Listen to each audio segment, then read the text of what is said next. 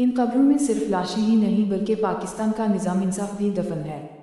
पाकिस्तान को तबाह व बर्बाद करने के लिए ना किसी खारजी दुश्मन की ज़रूरत है, ना ही इसकी ताकत। ये काम इस मुल्क के खुद गर्ज अनासिर और बालादस्त तबक़ात ही बेहतर तौर पर कर रहे हैं। किस्सा कुछ यूँ है कि एक गांव था जिसमें कमज़ोर और ताकतवर दोनों ही किस्म के लोग रहा करते थे। इस गांव में अंधेरा होते ही एक चीता आ जा रहा था और किसी न किसी कमज़ोर के बच्चे को उठाकर ले जाता था, क्योंकि कमज़ोरों के कच्चे मकान ये झोंपड़ा इस दरिंदे के आगे कोई हैसियत नहीं रखते थे। कमज़ोर जब किसी बच्चे के उठ जाने पर रोते धोते दहाइयाँ देते, तो ताकतवरों के माल पर पलने वाले मजहबी ठेकेदार इन कमज़ोरों को लताड़ते कि ये मुसीबत तुम्हारे गुनाहों और बदईमानों के सबब तुम पर मुसल्लित हो गई है, लिहाजा तुम अल्लाह से तौबा व इस्तग़फ़ार करो। सौ कमज़ोर फ़कत तौबा व इस्तग़फ़ार ही कर सकते थे। एक दिन किसी सियाने का इस गाँव में आना हुआ। असकू ये सारी बात पता लगी। इस सियाने ने उन बेसरोसामान लोगों से पूछा कि तुमने चीते के तदारुक के लिए क्या किया। जवाब मिला कि तौबा करते हैं, और सियाना मुस्कुरा दी। चंद ही दिन गुजरे थे कि सियाना गांव के चौधरी की हवेली के पास से गुजर रहा था। देखा कि हवेली के दरवाजे के पास चौधरी का सबसे छोटा बच्चा, जिसकी उम्र फ़कत चंद बरस थी, खेल रहा था। सियाने को अचानक से कोई ख्याल आया।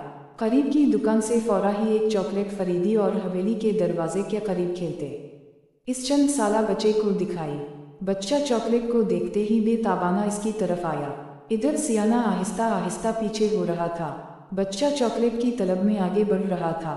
जब माकूल फासिला बच्चे ने तय कर लिया, तो सियाने ने चॉकलेट इस बच्चे को थमा दी और अपनी राह ली। और अगली सुबह गांव में कहराम मचा हुआ था। गांव के तमाम ताकतवर चौधरी की हवेली के पास जुमा थे। इन सब के पास बंदूकें, राइफल्स, शिकारी कुत्ते बड़ी तादाद में मौजूद थे। ये सब चीख रहे थे। इस चीते की हिम्मत इस कदर बढ़ गई कि इसने चौधरी के बेटे को ही उठा ली। अब इसका तदारुक करना ही पड़ेगा। और फौरा ही ये सब जीपों में सवार हुए और जंगल की तरफ चल पड़े। फ़कत एक घंटे के अंदर अंदर शिकारी कुत्तों की मदद से चीते को ढूंढ निकाला गया। बंदूकों और राइफलों ने बारूद अगला और चीता ज़मीन पर मुर्दा पड़ा था। कुछ यही कहानी पाकिस्तान की भी है। कभी किसी की बच्ची अगवा हो गई, कभी किसी को कत्ल कर दिया गया। माँ बाप को इनकी औलाद के सामने गोलियां मार दी गईं।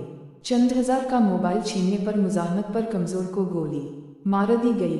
चलती ट्रेन में औरत का इज्तिमाई रेप कर दिया गया। ट्रैफिक कहीं रुका तो सड़क पर डाकू दंदनाते हुए आए और लोगों की बड़े इत्मीनान से जेबें खाली करके चले गए।